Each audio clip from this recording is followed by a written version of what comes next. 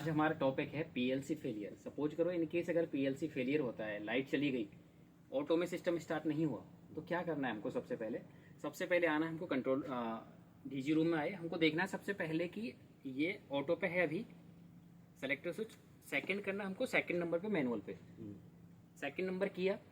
Second number करने के बाद हमको क्या करना है? मैनुअल पे यहाँ से सेलेक्टर स्विच करना है। सबसे पहले कुछ और नहीं करना, आपको डीजी रूम में आए, अगर ऑटो में नहीं चला सिंपली मैनुअल पे किया। मैनुअल करने के बाद सिस्टम को हमको आना जनरेटर पे, जनरेटर पे आना हमको इंजन स्टार्ट। आप उधर मत जाओ डीजी पे, पैनल से सारी चीजें स्टार्ट होती है। आप करो इंजन स्टार्ट। यहाँ पे पहले देखो कि वोल्टेज 240 235 मेंटेन हो रही है, स्टेबल हो रही है, नहीं हो रही है। सिंगल फेज की 440 होगी, 3 फेज की आपको विजिबल होगी, आपको दिख जाएगा। देखिए आपको यहाँ पे आपको वोल्टेज दिख जाएगी, कितना वोल्टेज चल रहा है सारे पेजों का, फर्स्ट सेकंड थर्ड का आपको हो गया विजिबल।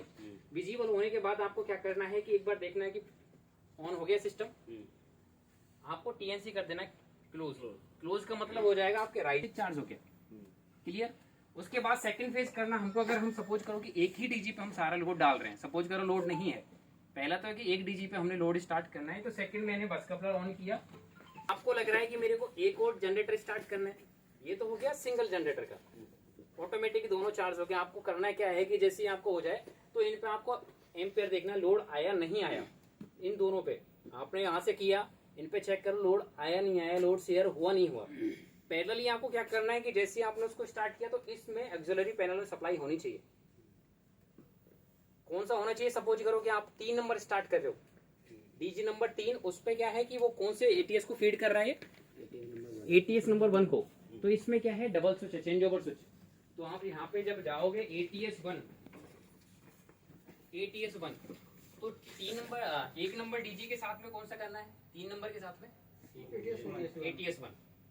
तो आपको ध्यान रखना है कि पहले सप्लाई किस में आएगी, एटीएस 1 में। अगर सपोज करो कि आपने 3 नंबर को अगर चलाया तो उस टाइम पे आपको सेलेक्टर स्विच होना चाहिए ऐसे। क्यों? पहले उस राइजर को फीड करेगा फिर इसमें सप्लाई आ जाएगी। अगर आप इसका वेट करोगे, आ गया थोड़ा सा, तो 1 नंबर में कैसे करेगा? फीड करेगा 2 नंबर को। तो जब तक हमारा सोर्स किस पे, 1 पे, तो इस पे सप्लाई आएगी कब? लेट कब आएगी? जब तक एटीएस नंबर 2 पे फीड नहीं करेगा। सपोज करो इनकेस अगर थोड़ा सा डिले हो जाता है, आपने बस कपड़े लगाने में डिले कर दिया, उस कंडीशन में क्या होगा? फिर सप्लाई इस पैनल में होगी नहीं, आपका फिर डीजी ट्रिप हो जाएगा। करना क्या है उस कंडीशन में? आपको लग रहा है कि सपोज करो कि मैंने डीजी नंबर 2 को स्टार्ट किया है, उस पे मार्किंग है एटीएस 1, इधर है एटीएस 1। आपको अगर डीजी नंबर 1 स्टार्ट कर रहे हो, अगर डीजी नंबर 1 को आप पहले चालू कर रहे हो, तो उस पे आपको क्या लिखना है? एटीएस नंबर 2, फिर इसमें सप्लाई आएगी। ज्यादा होपलेस नहीं होना, सिंपल सीधा बेसिक है। अगर कंडीशन आती है दूसरे नंबर आपको डीजी स्टार्ट कर रहे हो, आपने पहले उसको कर दिया स्टार्ट, सिमिलर प्रोसेस उसका है, सिमिलर इसको कर दो। अगर दोनों डीजी आप स्टार्ट कर रहे हो तो उसका मतलब क्या हो गया? वो पैरेलली है। पैरेलली कैसे है? पैरेलल का मतलब क्या हो गया? दोनों साथ साथ काम कर रहे हैं, दोनों साथ साथ काम कर रहे हैं, तो दोनों में आपके सप्लाई आएगी ही आएगी, एटीएस 1 एटीएस 2। नहीं, आप कंफ्यूज मत हो उसमें। डीजी अगर मैं 2 डीजी स्टार्ट कर रहा हूँ ऑटो में, वो पैरेलली स्टार्ट करते हैं, उनमें पैरेलली सिंक्रोनाइजिंग होती है। अगर मैं सिंगल सेपरेट कर रहा हूँ तो वहां से सेलेक्टर स्विच को सिंगल पे कर। अब क्या करना है कि सपोज करो आपने 1 स्टार्ट कर दिया और 3 स्टार्ट कर दिया, तो आप कंफ्यूज मत हो, आप इस पे भी सप्लाई आएगी और इस पे भी सप्लाई आएगी। बट हमको ध्यान रखना है कि आप पहले कौन सा ऑन कर रहे हो, पहले आप डीजी कौन सा स्टार्ट कर रहे हो, सप्लाई यहाँ पे होनी चाहिए। क्यों? पहले डीजी स्टार्ट किया, वो सबसे पहले इलेक्ट्रिसिटी डेवलप करेगा, बनाएगा, और फिर इस पैनल पे सप्लाई आएगी। आप अगर सोचो कि मैंने डीजी नंबर 1 स्टार्ट किया और मैं इसको सोर्स नंबर 1 पे कर रहा हूँ, वो नहीं होगा। डीजी नंबर 1 के साथ में एटीएस 2 पे ही होना चाहिए सिस्टम। बेसिक है बेसिक। इसको आपने चेक किया, उसके बाद में आपको पंप देखना है कि कूलिंग टावर का ये नीचे वाला पंप चल रहा नहीं चल रहा, सर्कुलेशन पंप, और सीटी फैन चल रहा नहीं चल रहा। क्यों? सीटी फैन उसको पानी को ठंडा करेगा और पंप उसको पानी को सर्कुलेट करवाएगा। बेसिक।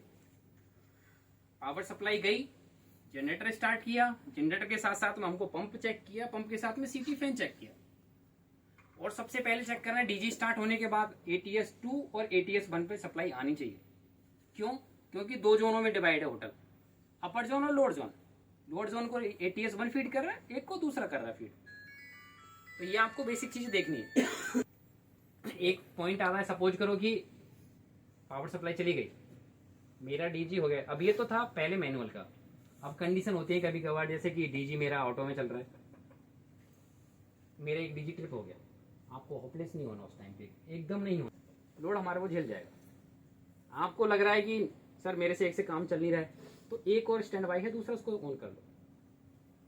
करना क्या है, आप ऑटो में स्टार्ट नहीं होगा, ऑटो में ऑटोमेटिक वो कमांड लेगा, उसको मैनुअल करना पड़ेगा। मैनुअल करके फिर होगा।